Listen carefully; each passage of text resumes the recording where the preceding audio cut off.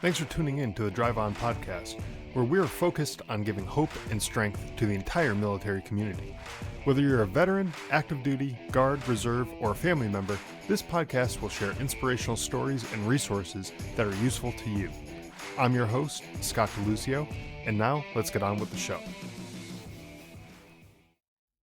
Most people believe that serving others is a nice thing to do, but it doesn't really make much of a difference. Today, my guest, David Crocker, is going to talk about how serving others not only makes our communities better places to live in, but also helps us get a handle on our own mental health and our own well-being. So welcome to the show, David. I'm glad to have you on. Thank you, Scott. It's good to be here. For the listeners who might not be familiar with you, would you be able to tell us a little bit about yourself and your background? Sure. Scott, I was a minister, a pastor of churches for about 30 years, and about half of that time, the latter half, focused on serving others. Wasn't really aware at that time the direction that would go in my life, but 15 years ago, really after I left the pastorate, I started a nonprofit. It's called Operation Inasmuch. You'll appreciate the fact that the first word operation was taken from, it started in a military community, Fayetteville, North Carolina. And so, as you know, a lot of your listeners know everything is called Operation this, that, or the other in the military. So that's why we named it that. And the inasmuch comes from the Bible verse, Matthew 25:40, inasmuch as you've done it to the least of these, you've done it to me.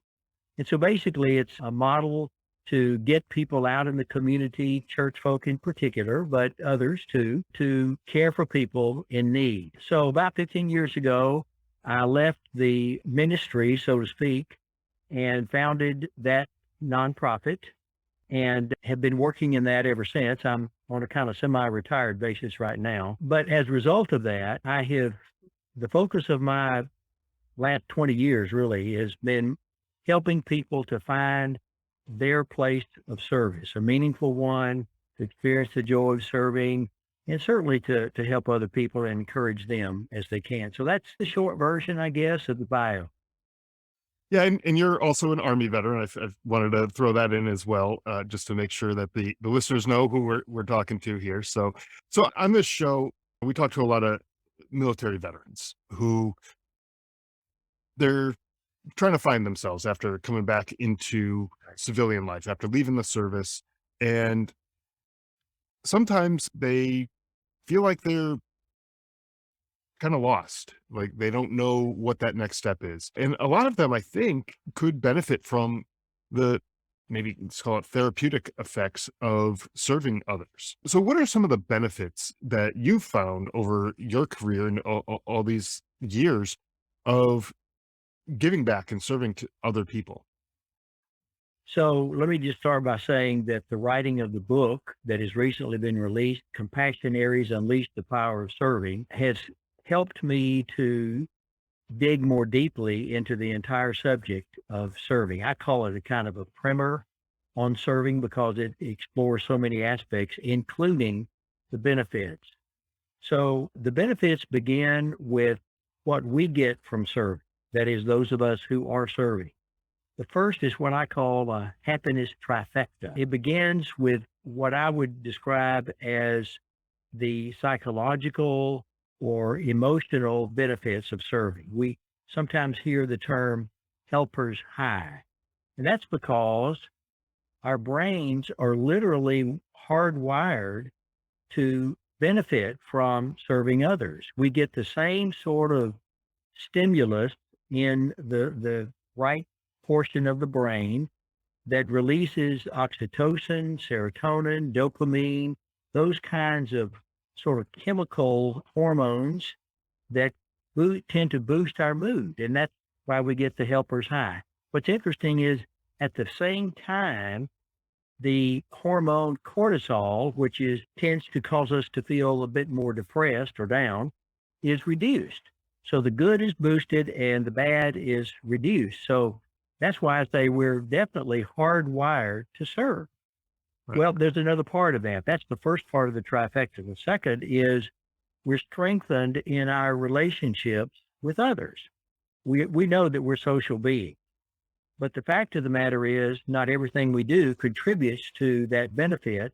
Serving seems to do that better than many things. Those with whom we serve alongside, we get along with them better. We develop deeper relationships. I often say we grow in our relationships with people shoulder to shoulder as much or more than we do face to face. And so that part of that, our emotional makeup, if you will, is boosted. And then we find our purpose. When we serve others, a lot of times people find their purpose. So let me give you an example of that. So I have a friend, I volunteer at a local organization. In fact, I just left there to come be a part of this interview. And we work together. He was a very successful businessman in his community, owned 4 businesses, was a leader in the community. I mean, people would have thought he had it going, but he felt sort of empty. Eventually sold his businesses, bought a boat, went up and down the rivers of this country for a while, then kind of settled in. He kept looking, there's something else there, and he found an ad for a local nonprofit looking for an employee, a volunteer manager. He said, well, I manage some employees. I think I can manage some volunteers. Went to work with them. They work with homeless people. He found his purpose. He found greater happiness in doing that than anything he had done before. In fact, he describes himself one day literally skipping down the street like a child because he was so happy in what he was doing. That's just an example of a person who finds their purpose. Okay, so the happiness trifecta. I'll move on fairly quickly. The other benefits are serving gives people hope. That's true not only for the person or the people being served, but it's also true for the people doing the serving. And I can elaborate more on that if you'd like a little Yeah, bit. sure. And then finally, serving builds community. So that's a definite benefit. We're very divided, unfortunately, in our country today for a lot of different reasons. And we're looking for ways to build bridges. Well, serving is one way to do that. And I could illustrate that through a number of stories. But those are the main things: the happiness trifecta, the helper's high that we get, the strength of relationship, found a purpose, gives people hope, and builds community. Yeah, and all of these benefits from there really seems like there's no downside to serving other people. And part of this podcast, and I mean, didn't really realize it when I started this podcast, but in a way, this is also serving the military community, right? Absolutely. This is Yeah. giving valuable information, resources, inspiring stories. Really, at the end of the day, giving hope to people who might be sitting alone at their house, suffering in silence, who might not realize that there is hope out there for them. And so in a way that's serving too. And it may not be a one-on-one relationship where I'm not necessarily sitting in that person's house and saying, hey, let's go get you some help and whatever. But this is a way to serve the broader military, the veteran community. Um, and you're right. It when I have these conversations, it gives me the sense of purpose, a sense of Yeah. meaning. I might have a dozen other things that I need to do today for my regular job. I might have stuff going on with my family, my kids, all that kind of stuff. But when I'm here and I'm doing this is my purpose right now. I'm focused on helping these other people by sharing messages like the one that you're sharing right now. And so for me, I found this is my purpose. This is my thing that I'm doing to give back and serve. Will it be the thing that I do forever? Who knows? But it's something that I'm doing right now. I find a lot of meaning and purpose behind it. Um, and it may evolve into something else down the line. But one thing that you mentioned is how serving gives hope, not just to the people who are being served, but also to the people who are Sure. doing the serving. I'd like to dig into that a little bit more because, like I was saying, this part of this podcast is to give hope to the people who may feel hopeless. And that to me is a big thing. So I'd love for you to maybe share some stories or give a little more on that type of thing. Sure. Yeah, I love talking about that because what I find, Scott, is that most people think they understand serving, and they do, but at a kind of a shallow level. But there are things about it that they've never really thought about, and this is one of. I'm getting that kind of feedback from people who read the book, from groups where I go and speak to them, and so forth. So this is one of the reasons I look forward to this interview. In my research for the book, I ran across a book that was written by a former Marine who served in Afghanistan and Iraq.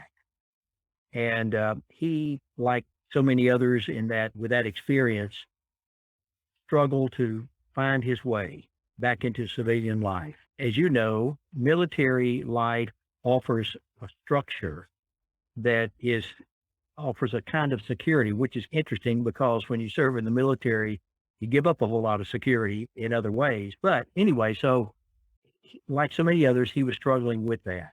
So one day he was watching the news and the earthquake that took place and so devastated the island of Haiti, one of the poorest countries, certainly in our part of the world. And he just decided he would do something. So he called a few of his ex-Marine buddies and said, "Hey, how about going with me to Haiti and let's see what we could do to help?" And so they got on a plane. They got there out of 4, 5, 10 of them, no more than that, small group. And they did what they could to try to alleviate that. And it went so well. And of course, as military people, they knew how to get things, which let them know that they were accomplishing something. But it went so well that he found another disaster and said, let's respond to that. And then, long story short, he eventually formed a group called Team Rubicon, which has been recognized by, I think it was on the ESPN award, ESPY awards, I think they call it, but because he patterned some of this after, I'm trying to think of the name of the football players, a high profile football player who gave up his football career and went and fought. Pat Tillman, is that? Yes, that's the one, Yes. Pat. Yep.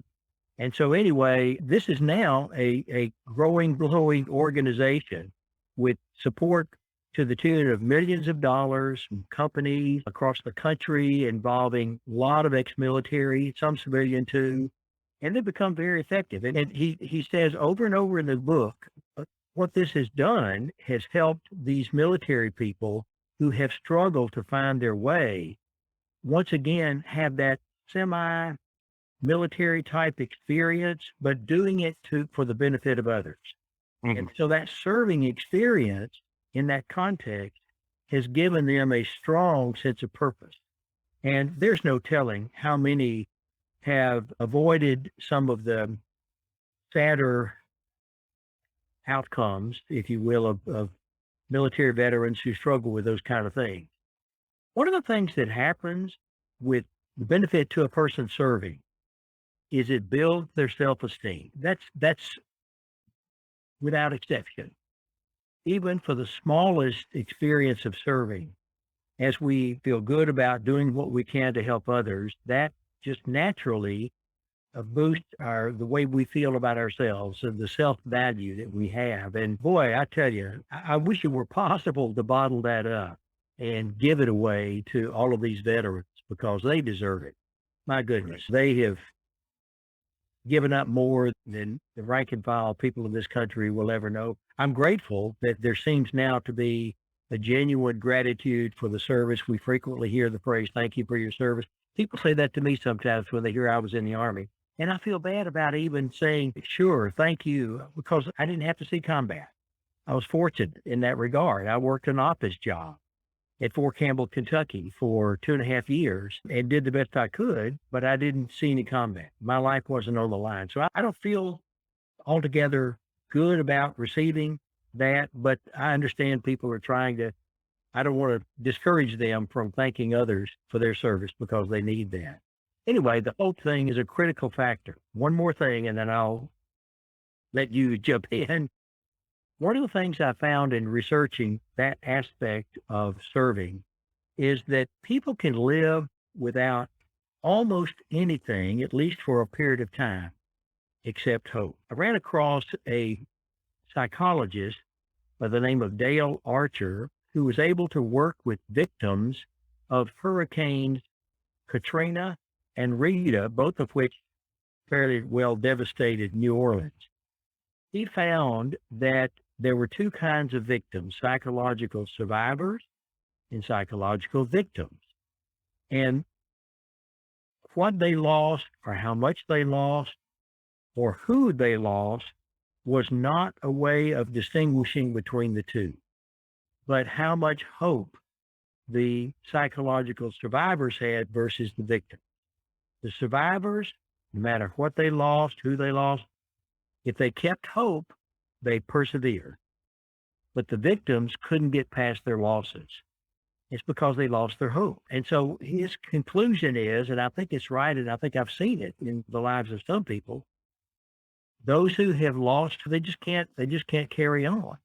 So when we serve people, we give them hope. We show them that somebody cares. We hopefully alleviate their immediate need, whether it's food or shelter or some other sort of help that we can give them, but we also show them that we care. And that's where the hope comes in. We give help and hope, and those two things come together. And I have said in my book that hope is a stowaway with serving.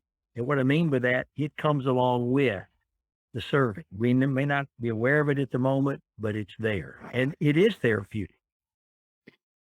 It absolutely is. A couple of things that I want to just circle back to with what you talked about there. One of the things that you said with regards to your service in the military and how you don't feel comfortable with the thank you for your service on your end. Something that I tell everybody, whether they served in combat or not, it could be after 9/11 during uh, time when we were at war. Some people never saw combat, even though they served during that time period. It could be before 9/11 in a peacetime environment. Could be, any number of situations, right? Ultimately, everybody who served signed up and said, I'm going to do whatever the country is asking me to do at this time.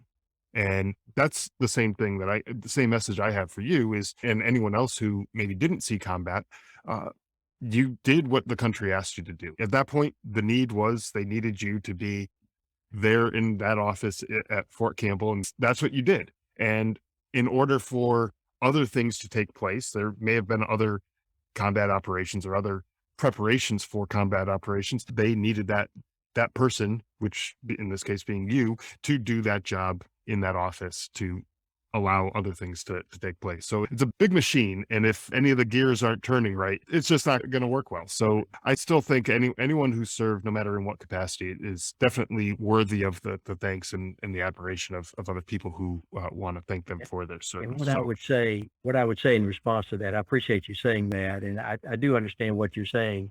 I am proud I served. I'm very proud to have worn the uniform.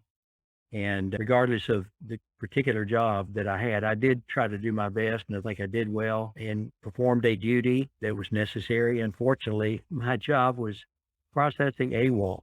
It was in the early days of the all volunteer Army, and there were a lot of AWOLs. There were a lot of people that weren't fit for service. A judge somewhere said, okay, it's the Army or it's jail. Well, right. that's a no-brainer, or at least I think it is. And consequently, they didn't stay and they left. And so they were brought to our facility, and we handled their case in whatever way we felt was important or appropriate for them. But I am very proud to have worn the uniform. Still have it. Can't wear it anymore, but I still have it. And so, yeah, it does give me a good feeling when my grandkids especially call me up and say, thank you for your service Yeah. on Veterans Day. And yeah, that's, I'll take Well, that feeling with me to the grave. and that's a great feeling to have too, especially Yeah. with those younger generations looking up to you and saying that's something special, something important that you Yeah. you did in your Absolutely. life. And talking about the people who have gone AWOL and have deserted or whatever it is that they have done. I was actually leading into my next point, just happened to work out that way about you're talking about how keeping hope with those hurricanes, right? Where the people who were survivors versus victims, right? There's that difference in the hope that they had. Um, I know when I was in basic training, we had several people who went AWOL during basic training. They just in the middle of the night they up and left, and sometimes they came back, they were caught or whatever, or I think one or two of them we never saw again, and they Yeah. just never came back. So, or if they did, they went to someplace else, and they're just not heard of. But I remember when I was in basic training, there were some things that we did that were incredibly difficult for me personally. And I remember thinking to myself, if I could just make it to that next thing, that next milestone or whatever, then things will be okay. Right. And it even got to the point where some days I was breaking it down to just meals. If I can make it to breakfast, I'll be good. If I can make it to lunch, I'll be good. Right. Dinner, I'll be good. And then, okay, now dinner's over. So now I just got to make it to lights out and I'll be okay.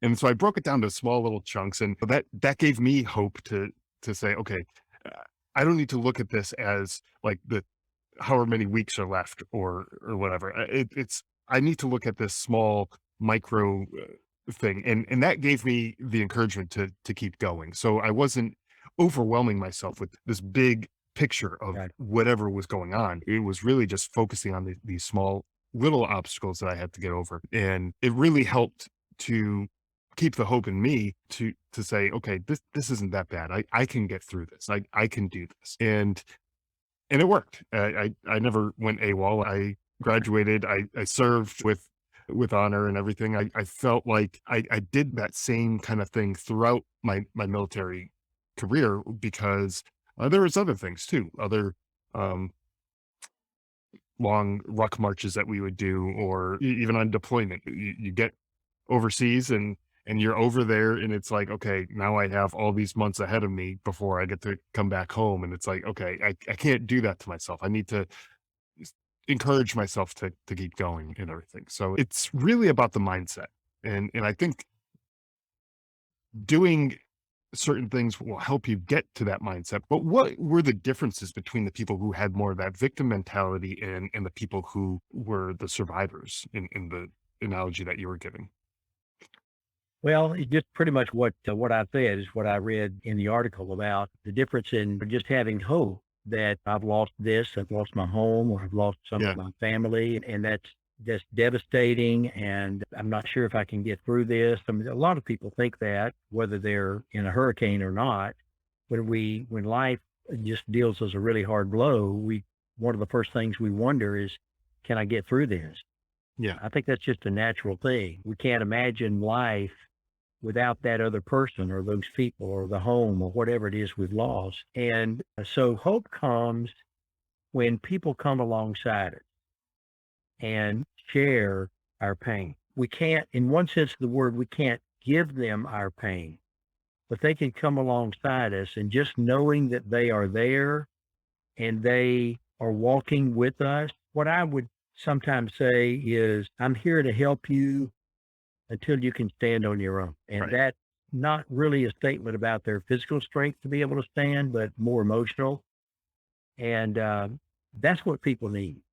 They need someone, be it family, friends, whoever might be willing to come alongside them. And that's where serving others can do that. And here's another thing about how hope works. Hope gives us the desire to do things to help ourselves. Story about that. In Fayetteville, North Carolina, when I was there, we were planning a big service project in a neighborhood, a part of Fayetteville that wasn't a place that many people wanted to go. A lot of crime, drugs, prostitution, you name it. We decided to target that particular neighborhood to do a number of home repair projects, about a couple of dozen. And so the people there were skeptical that anyone would come because they had been made promises by both the city and the county and broken all those promises. So they didn't believe anybody really cared enough to help them. But when we went in there with teams from different churches working on different houses, by the end of the day, the community was transformed, not only because of the enhancements or improvements made on the houses. In some cases, they got a roof. Other cases, they got other things repaired that they couldn't do for themselves. But the people began to feel differently about themselves. 1 week later, some people from the local community college came into that same neighborhood to teach people how to read and write. They had done that on a number of other occasions. But on that day, 4 times as many people showed up from the community to learn how to read and write. Hmm. And the community college people said, It's because the church people were here last week. These people began to feel encouraged. Somebody really does care. Well, if somebody cares about me, then maybe I can do something to help myself. That's what we want to see. We want to see people helping themselves. Right. But sometimes they need a little encouragement, a little help along the way. And that's where serving them can actually produce that kind of nudge or encouragement.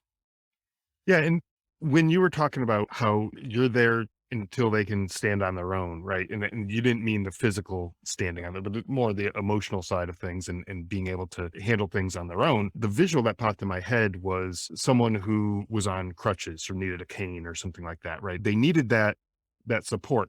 It's not designed for a lifetime of using that crutch. You break your leg, you're using those crutches just until your leg is healed up enough and then you can walk again normally. But in your case, it's one of those things where they are in need of someone or something to help them get over that hurdle that they're trying to get over and just give them that little bit of support to get over it, and it's not supposed to be there for long-term usage. It's just supposed to be there to help in the short term, right? So that's Let a big thing. let me talk for just a minute, Scott, if you don't mind, about the problem of hopelessness.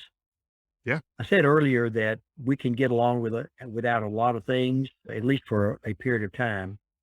One exception being hope, and there's plenty of evidence for that. So unfortunately, as you know very well, a lot of military personnel veterans take their own lives because of their battle with hopelessness. I feel like I know more than the average person about that because I lost my wife 11 years ago as a result of suicide. And I can guarantee you that hopelessness was the big reason. I still don't understand all of that, and I never will. I'm still trying to come to terms with that. But she was severely depressed. I had no warning at all, and didn't have anything to do with military or anything like that.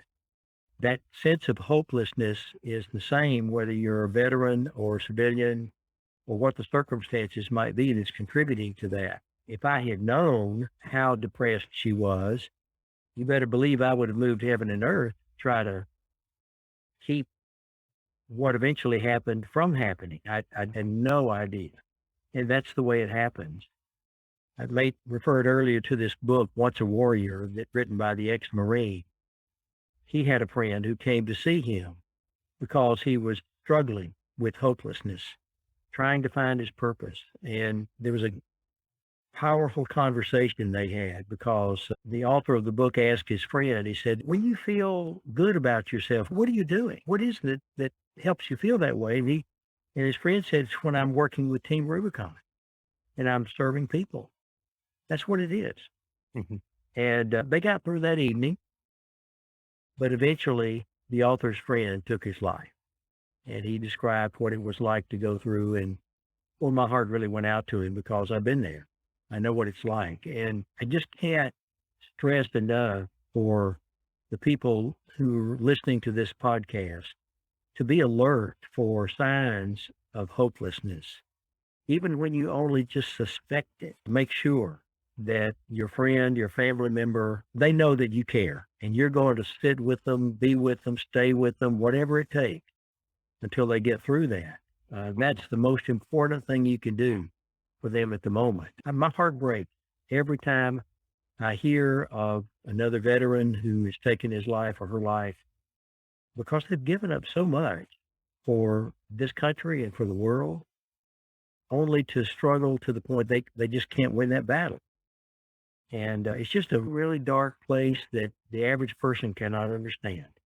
Right. I'm just telling you, you will never understand it because I've struggled with that myself. But having that person to be with them and say, look, I know this is tough. I can't flip a switch here, but I can be with you and I'm going to be with you.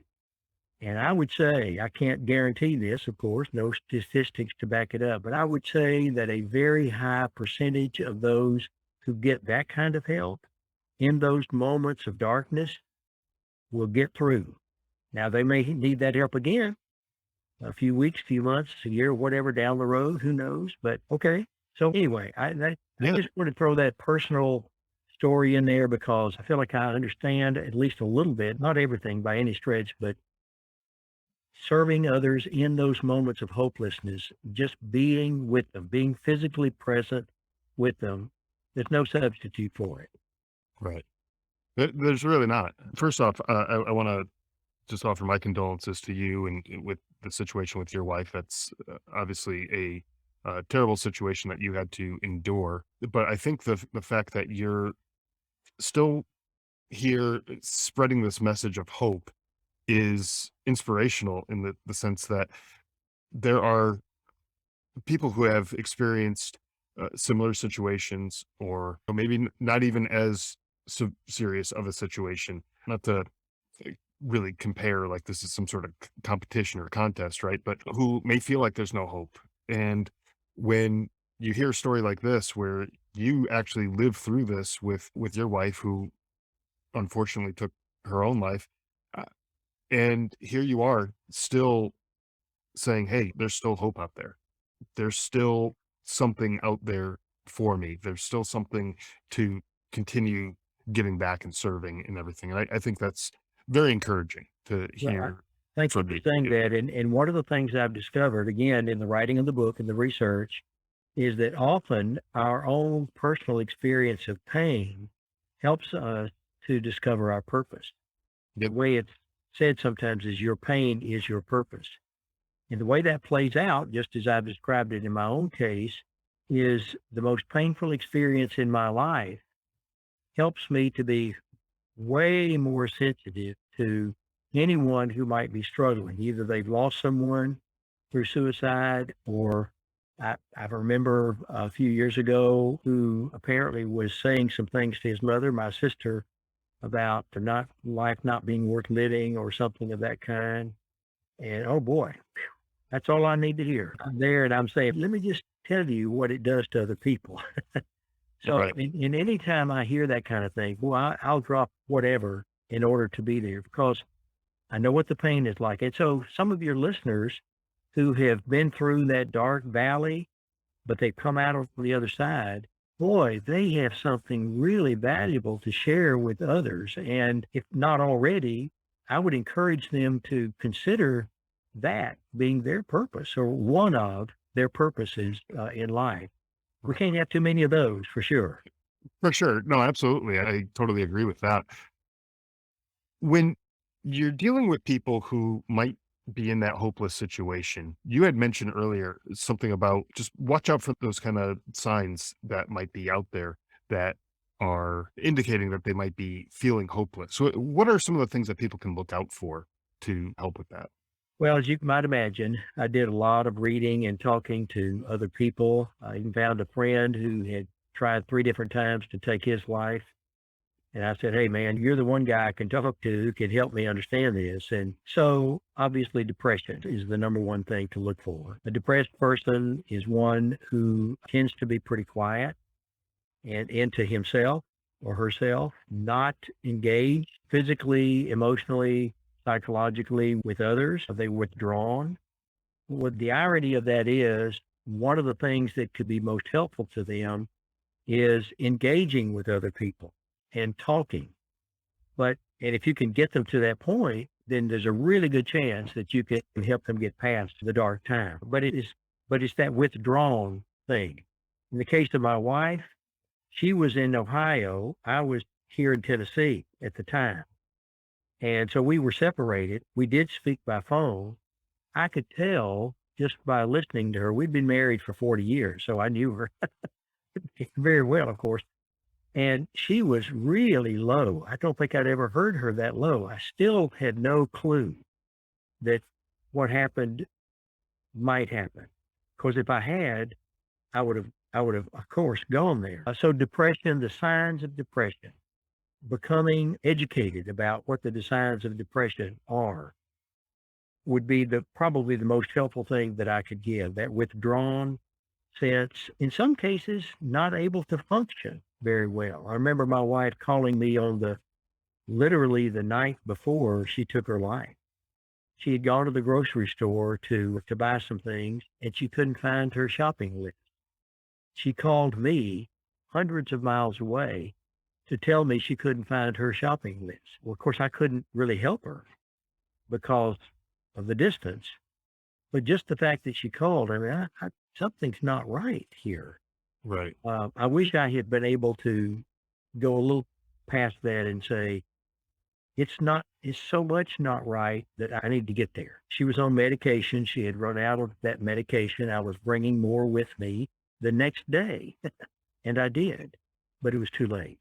So those are the kinds of things that I would encourage people to look for. Obviously, severely depressed, being withdrawn, unable to function normally, just keeping things straight and those kinds of things. And I'm sure there are other sources out there, doctors and so forth, who can elaborate a great deal on that. Yeah, absolutely. And I appreciate you sharing some of that, especially the personal stories there, because that isn't the easiest thing to share and open up and talk about. But I do feel like it's valuable information for the people who are listening who might be struggling themselves or maybe know somebody who is. It's just one of those things that y- we have to keep in the back of our mind and be alert and aware of these situations because they can come up at any time. It's not like someone who is depressed is they could be depressed for a real long time, but it could just pop up Right. out of the blue, and there's something that triggered them and got them depressed or whatever, and that could just be the thing that you need to be paying attention to. So that person who uh, you never really worry about because they're always fine, they're always a happy-go-lucky kind of person, something could happen and cause them to become depressed, and you want to look out for those people as well. So Yeah. this is I think really valuable information. Before we wrap up here, I want to give you the opportunity to tell people about your book, where they can find it, and anything else that you have going on. I know you mentioned your nonprofit as well. If you want to tell people where they can go to find more information about that and how they can help support it and everything, that would be great too. Sure, I appreciate that, Scott. The book again is Compassionaries. It's a kind of a made up word that I came up with to describe people who are compassionate toward others and they encourage others to do the same. Subtitle is Unleash the Power of Serving. I was about halfway through the book before I began to understand that serving others is, in fact, a powerful thing. Not loud power in most cases. I call it quiet power, but nevertheless power. It can be transformative in many cases. And sometimes we're not even aware of it until after the fact. Right. The book really deals with all aspects of serving, why we serve, benefits of serving. I've got a couple of three chapters about some of the challenges of serving that people experience. And the last section is an attempt to try to help people find their sweet spot in serving. And I've provided some helps to the back of the book, appendices that are designed to do that. And I give them kind of a simple, it's not meant to be, okay, do one, two, three, and you'll be there. It's not quite that simple, but nevertheless, giving them some suggestions that come out of my years of experience of doing that kind of thing. In terms of where to access the book, it's on Amazon. It's also on a website that we set up for the book, and that's simply my name, David W. Crocker.com. And there's more information about the book. I've got a couple of videos and some blogs and things of that nature that they can see there as well. And what I would say is you can, of course, purchase the book that way. All of the proceeds of the sale of this book go to support that nonprofit I referenced earlier. None of it comes to me. Even the little bit that Mr. Bezos will let me keep from Amazon will go for that nonprofit. And I do have information in the back of the book a little bit about the nonprofit. It's not really written to promote the nonprofit. There's a connection, but it's not intended to be primarily a resource for it, but way to help people get more excited about serving, giving themselves more effectively and serving others, and of course finding a place that fits them as well. Right. Well, that's excellent. And I'll have links to the book in the show notes in your website. I'll have links to all of that in the show notes so that people can check it out there. And for the nonprofit, is there a website dedicated There to is that, or is that through your website as well? no, it's a separate website. It's Okay. Operation Inasmuch, all no spaces, .org. Okay. And they can get a lot of good information about that. It's having been in effect for about 15 years, we've got a pretty good track record. We've worked, Scott, with churches in 25 states in 4 countries. So we've been very blessed and still doing it. Well, that's great. And again, I'll have a link to that as well in the show notes so people can check that out. David, it's been a pleasure speaking with you today. I really do appreciate you coming on and sharing the power of serving others. So thank you for coming Thank on. you, Scott. It's been a pleasure. Excellent. Well, thanks again. I really do appreciate it. All right. Thank you. Thanks for listening to the Drive On Podcast. If you want to check out more episodes or learn more about the show, you can visit our website, driveonpodcast.com. We're also on Instagram, Facebook, Twitter, LinkedIn, and YouTube at Drive On Podcast.